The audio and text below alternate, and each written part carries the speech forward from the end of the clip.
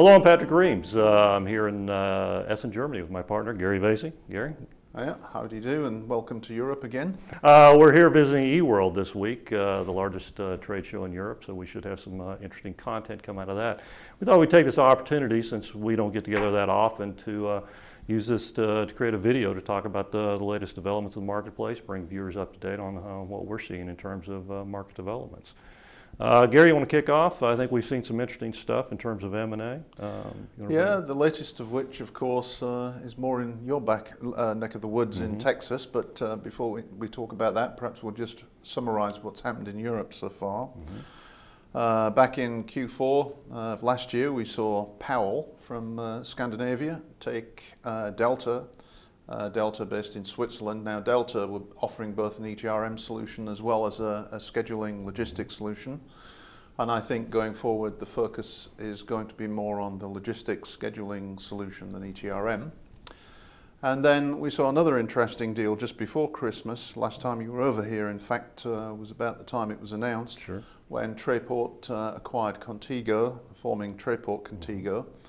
And I think the focus there is going to be on the Trayport Complete product, as well as the EnTrader suite that Trayport Contigo have been marketing to date. So some interesting activity this side of the pond. How about in Texas? Yeah, no, certainly. I think the news just came out on Friday. As a matter of fact, we posted the blog. The Quorum Business Solutions will be picking up Woodlands Technology, that company owned by Mike Muse and Steve Wall in partnership there. Mike and Steve will be joining Quorum, and will be helping them develop an ETRM product as part of Quorum's suite of products. Interestingly, that they've kind of avoided the ETRM space before now, but they're clearly going to embrace it with the acquisition of Woodlands Technology. So that'll be interesting to watch them and see how they move into that space. Again, they're very much producer-centric, so trading risk management for producers could be a very interesting product for them in the future. And we continue to perhaps expect some further M&A activity.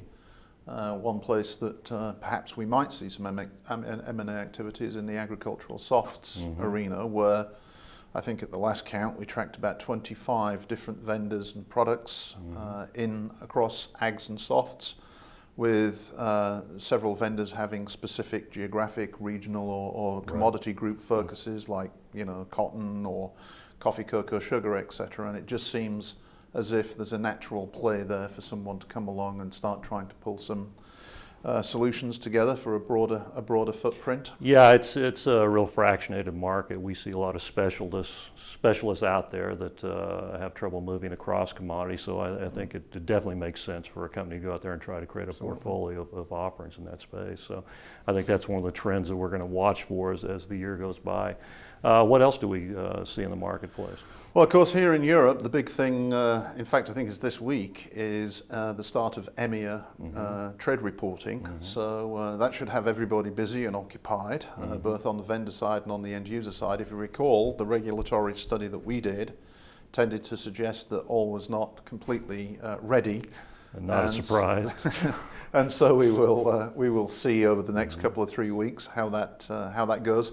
And then the next thing on the agenda, of course, is REMIT. And REMIT, again, there's a lot of uncertainty and still quite some detail to be worked out around REMIT. So the pressure is really on from a regulatory point of view this side of the pond. Well, and I think if the North American example, the U.S. example is a good example for Europe, there will be birthing issues. We're seeing that in the U.S. right now in terms of Dodd-Frank reporting. A lot of the reporting agencies that traders are dealing with have different formats, and so they're having a hard time reconciling their trades that have been reported.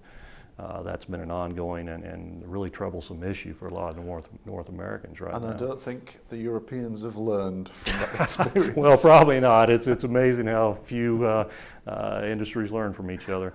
I think the other interesting thing in North America is what we're seeing in terms of continuing energy development. That's really reshaping the landscape in terms of both production and then also the trading of commodities. That marketplace is under a lot of turmoil right now with the growth of natural gas in the Marcellus, for instance, and oil in North Dakota and Texas. So that market's really in flux these days.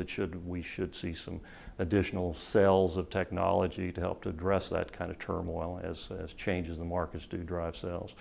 I think we talked, we put out our market sizing report earlier this year, and we had seen significant growth in terms of SaaS in that market report. I think we're seeing that play out now. Yeah, I think we are. And Brady, of course, made an announcement for their financial year pre-announcement. And one of the interesting things, one of the very positive things, I suppose, from their perspective, was the increasing recurring revenues, which I think comes particularly from subscription in the cloud services. So the evidence from what we're seeing in the marketplace, both publicly announced and what we're privy to, on a confidential basis, tends to suggest that we're quite correct. Yeah. The cloud, probably hosted in the cloud as opposed to multi-tenanted, certainly seems to be picking up some steam. It's got a very compelling cost benefit to it. So we'll see where that goes. And from a European point of view, I think we aren't seeing as many announced traditional deals either. We did see a deal announced by Allegro this last week, but the announcements have been few and far between. And I think, as much as anything, that's probably related to people not wanting to be public about what's going on. But I do think that last year there was a slowdown in Europe.